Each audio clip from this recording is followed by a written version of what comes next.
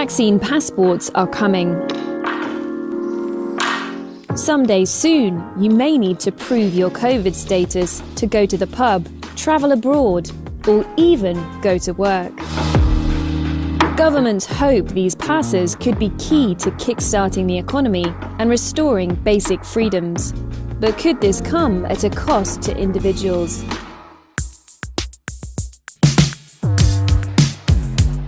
The weekend is underway in Tel Aviv in Israel. Restaurants here only recently reopened from lockdown, but COVID-19 feels like a distant memory. The reason?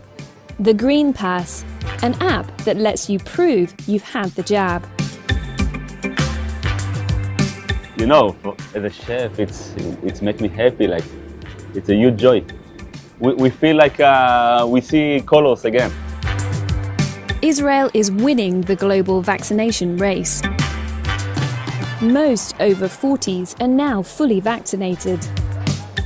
And if you've had both jabs, the Green Pass opens doors, giving you access to restaurants, hotels, and gyms. I saw a lot of young people that it was for them the incentive to do it.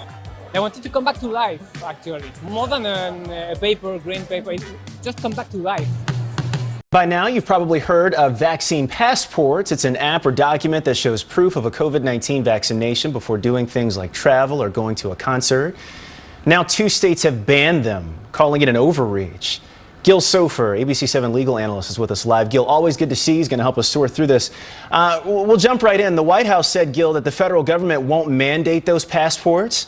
Could Governor Pritzker do it here in Illinois, though, on a state level?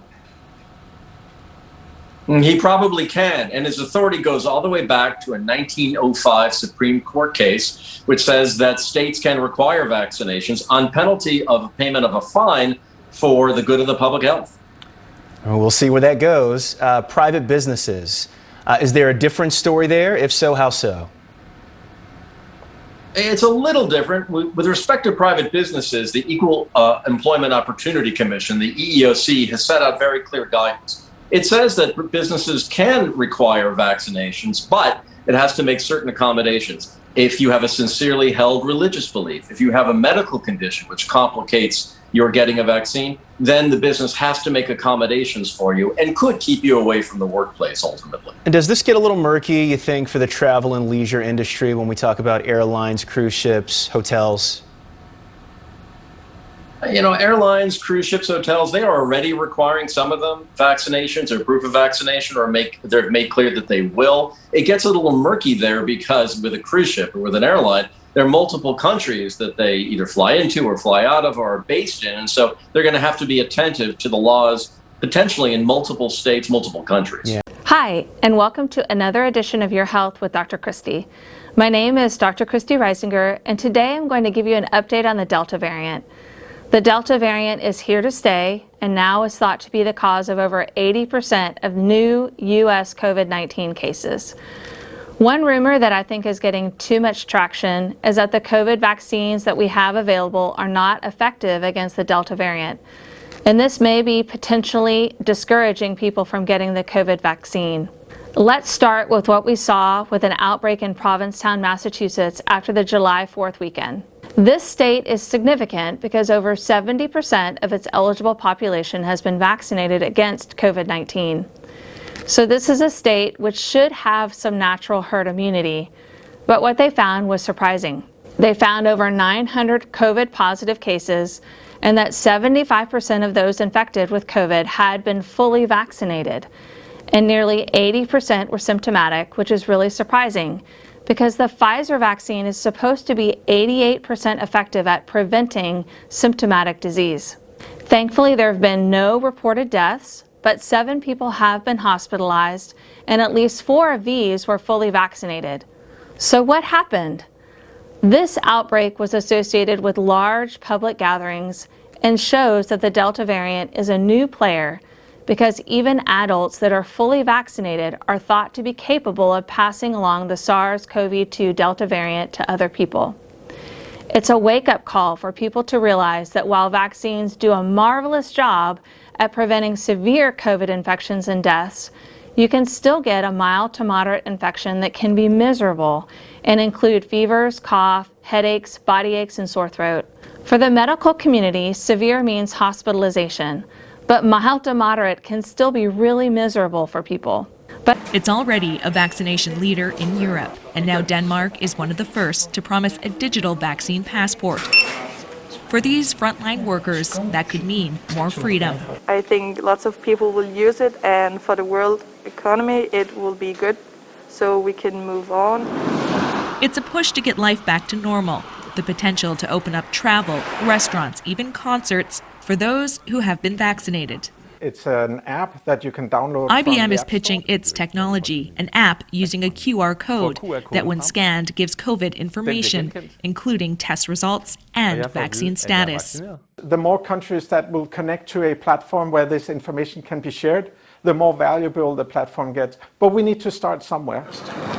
Concerns have been raised about privacy and that people who can't get a vaccine would be unable to return to normal life. The drive here in Denmark mostly comes from business life and politicians. This virologist also has public health concerns, not only because the vaccine doesn't give 100% immunity, but because of mutations. There are these variants, and just a single introduction could be sufficient to cause serious harm to the Danish society. So I don't see that the passport can work on its own. But for businesses, it can't come soon enough. The owner of this hot dog shop says he would happily check customers' passports if there were no restrictions at all. Corona pandemic is very bad for business, for my business and for Denmark.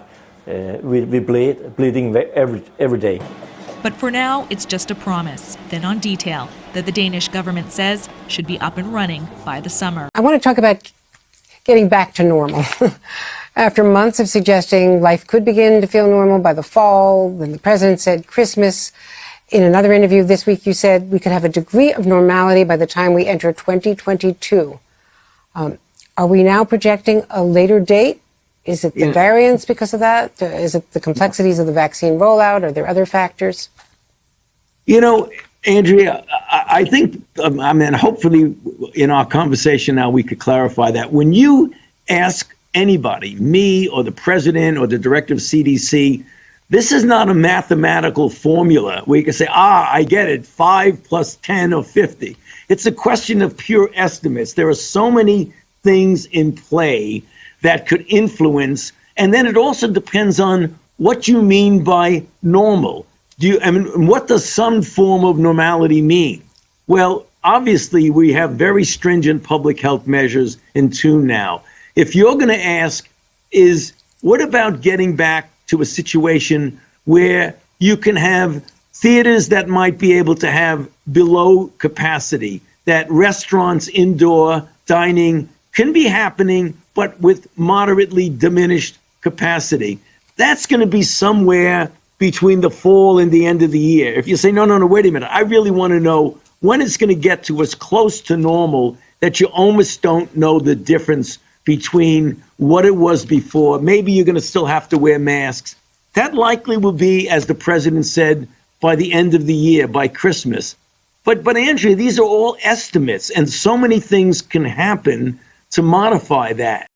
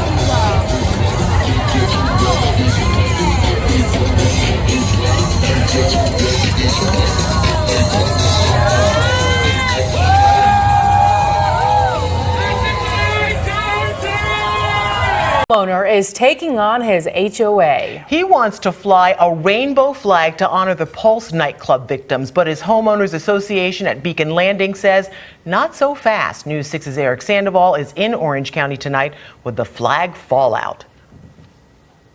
Fernando Moran told us that his HOA told him to take this flag down almost as soon as he put it up. He said he appealed that decision, and tonight they told him no again. I would rather pay the fine and leave it up for the next 10 days. And that's because Moran says the rainbow flag he's flying outside his home means more than pride. It is my way of honoring the life of those that we lost at Pulse on that 12th of June, 2016. Moran says what happened at Pulse devastated him. He said it was a place he used to meet his friends at. He said he planned on flying his rainbow flag for the month of June. So when his homeowners association's architectural committee told him it had to come down, he says he asked them to reconsider. And today he got this letter relaying their decision. It said his request was denied, citing a provision prohibiting flags that are not the U.S. flag or an armed forces flag. We saw an American flag flying just doors away. And tonight, News 6 asked the entire HOA board if they would reconsider their decision and allow Moran to fly his flag. They did not respond. Moran said the state statute they're citing needs to be changed. I still feel that the decision they made is not in accordance with Orlando, with the city of Orlando, which is very welcoming again and very inviting, and it's been so, I don't know. It's just sad that this is even happening.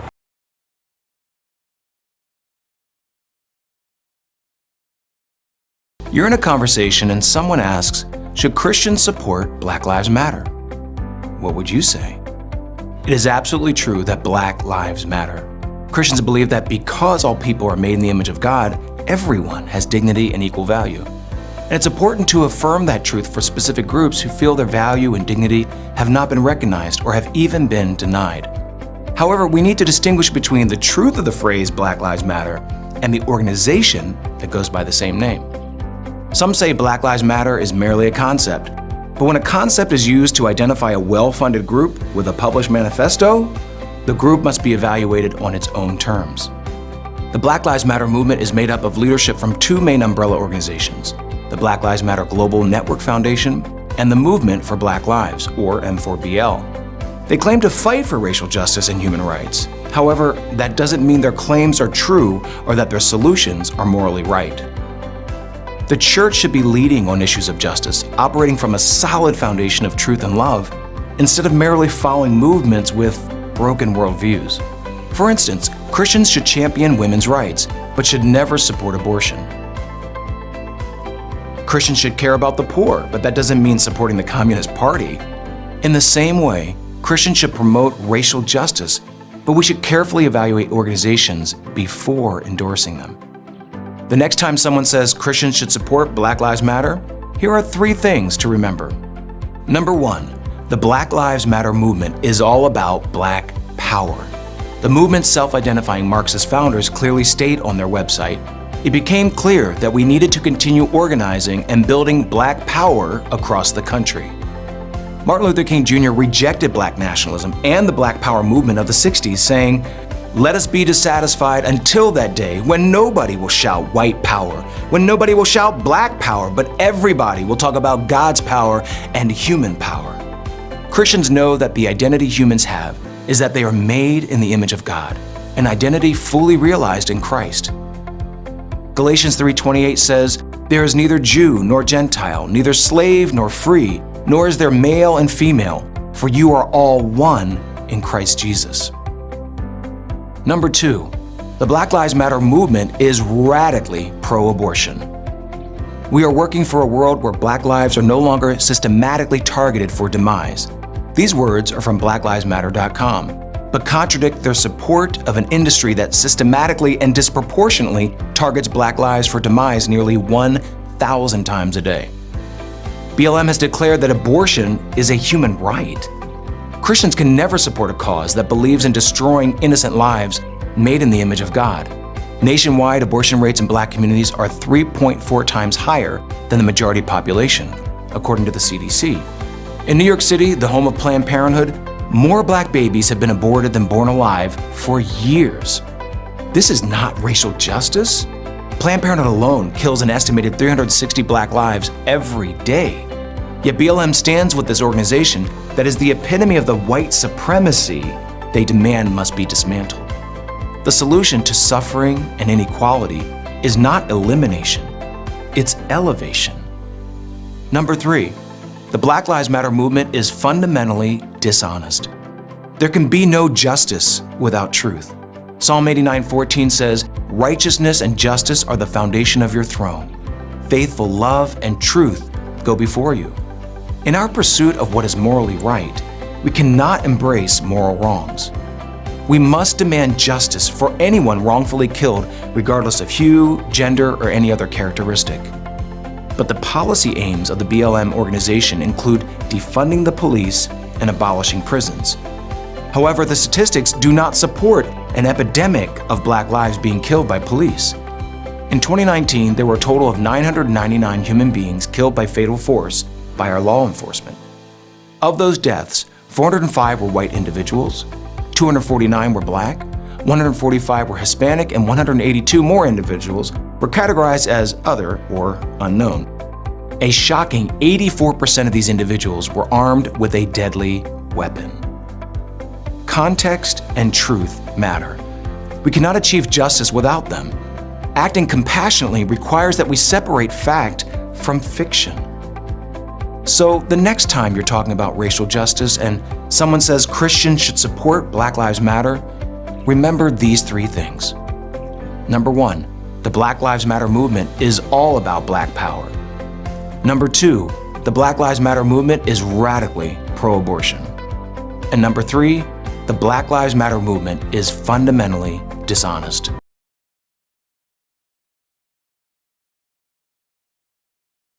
Let's just start with a basic definitional question. When you hear critical race theory over and over again, what should people understand? How do you define CRT?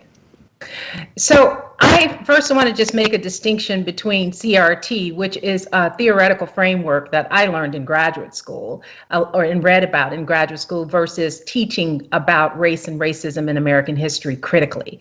So critical race theory is a framework. It's a theoretical framework that was developed in the 1980s by legal scholars to help us understand how it is that structural and racial disparities endure in our society, and how that is actually engendered in some of our laws and policies.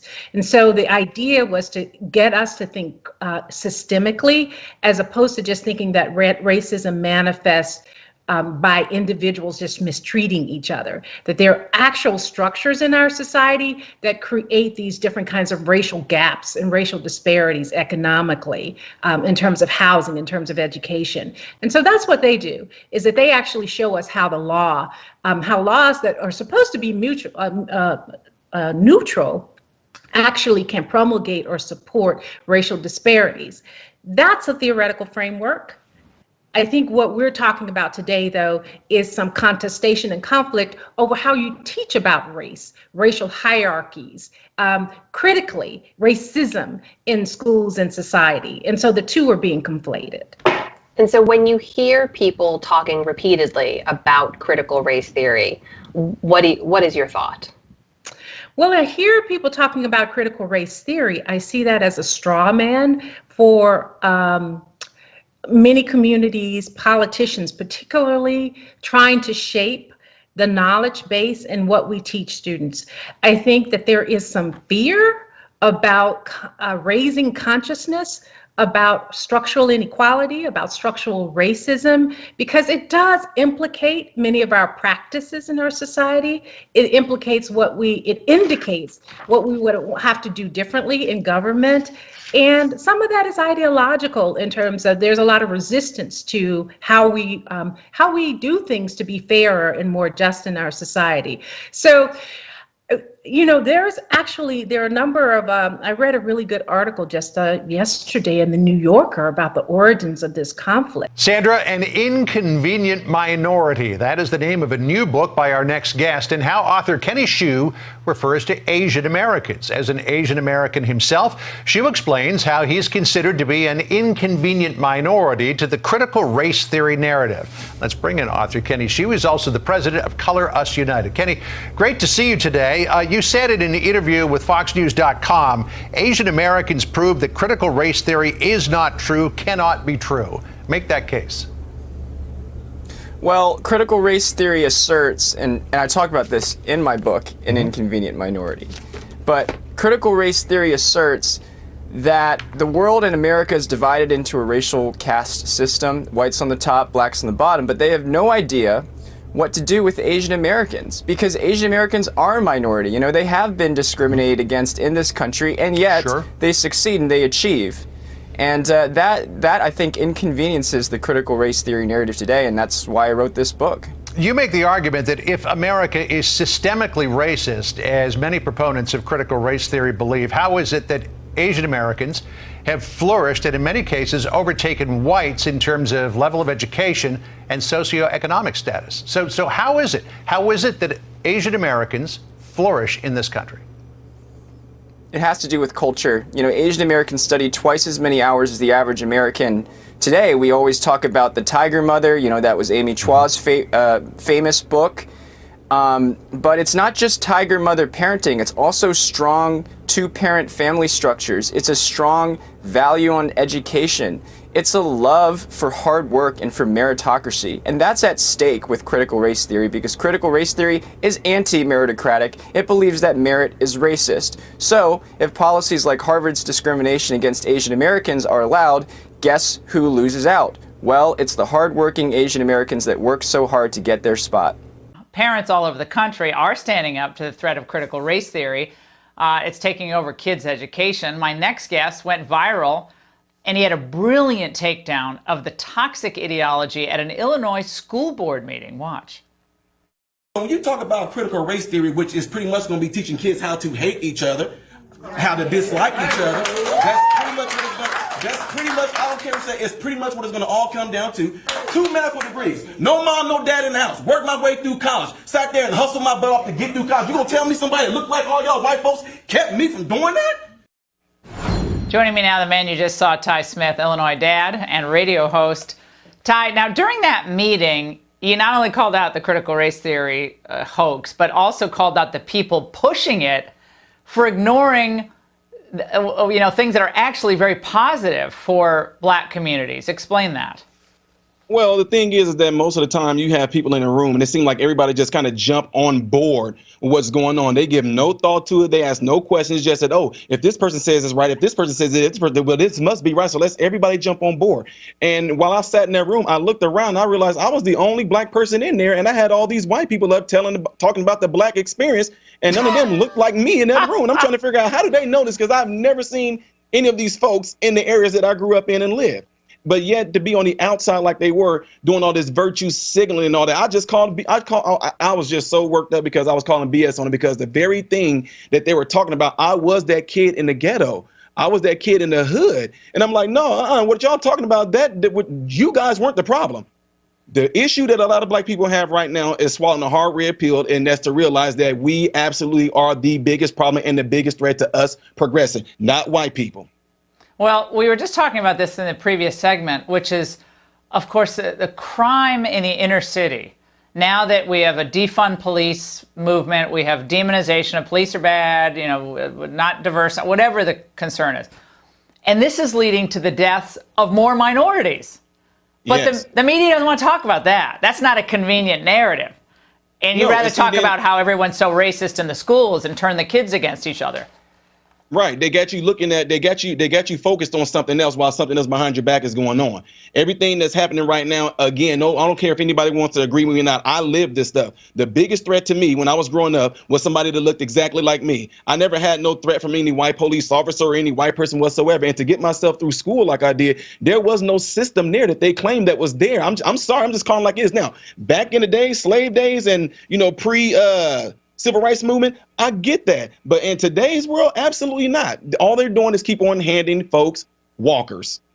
Why are they doing it? Why are they pushing this on the kids?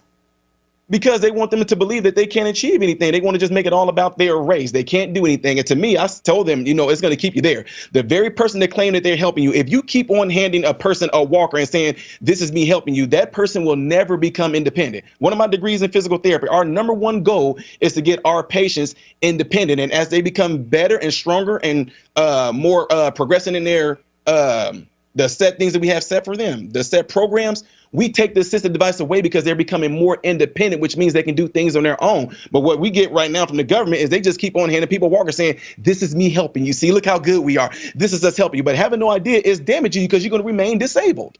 America and the world are saturated with agnostics, pseudo-intellectuals, and Laodicean churches that have stopped preaching the gospel.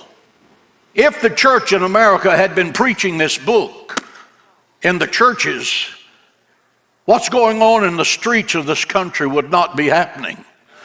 What am I telling you? Right on the other side of all of this chaos that we're going through right now, in just a few days, in a millisecond, it's going to be over and be over forever. When you see these signs, the Bible says, lift up your heads and rejoice. Your redemption draweth nigh. Give him praise in the house of God. Will there be a rapture? St. Paul says yes. In 1 Thessalonians 4, 16 and 17, he puts pen to parchment and he writes, for the Lord himself, he makes that double entry, for the Lord himself shall descend from heaven with a shout. Why the shout? Because the shout is the symbol of victory over death, hell, and the grave.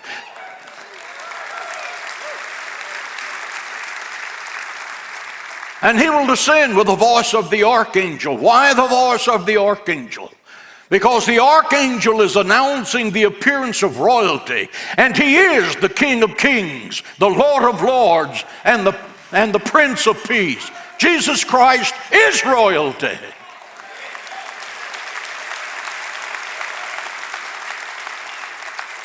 And it will come with the trump of God, because trumpets are used to announce kings. And the dead in Christ shall rise first, and we which are alive and remain shall be caught up with them in the clouds to meet the Lord in the air.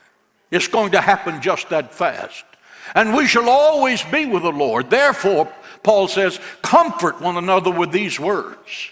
Comfort one another. The rapture of the church is not, oh dear me, how can that happen? Brother, it is going to be paradise on the other end of the sound of that horn. Glory to the living God. We're leaving this mess.